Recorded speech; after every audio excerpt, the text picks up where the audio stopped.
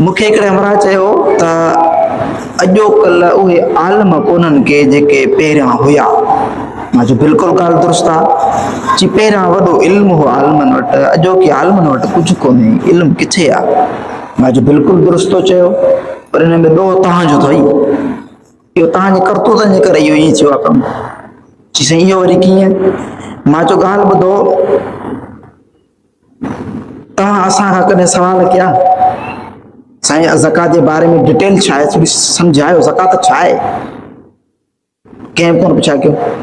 तव्हां कॾहिं असांखे पुछा कई त साईं व्याज छा आहे? कान पुछा कई। न तव्हां पुछा कई, न असांखे टाइम थो मिले किताब खोलियूं, न किताब खोलियूं न इल्मु वधे।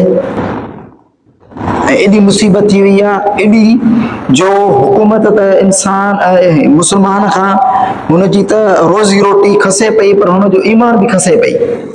छो त हिन महिल जेके बि आहिनि न, तक़रीबन जिन सां मुंहिंजो वास्तो आहे, उहे सुबुह जो पढ़ाए न पढ़ाए जहिड़ो निमाज़ूं वरी पढ़ाईंदा ट्यूशनूं।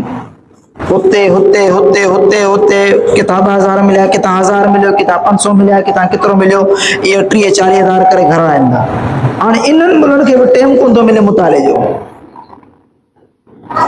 हिकिड़ी जॻह ते वेहे थो त घर कोन थो हले, जेकॾहिं हुते तो फिरंदो, हुते तो ट्यूशन पढ़ाईंदो, नमाज़ पढ़े, हुते ई कमु कयो, हुते ई कमु कयो, त साईं मुंहिंजा पोइ तो घर हले, पोइ मुतालो कोन थो थिए, किताब नथो खुले।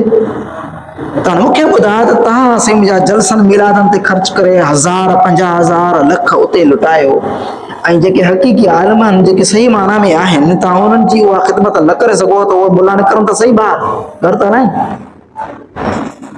त पोइ इल्मु त खुटी पियो।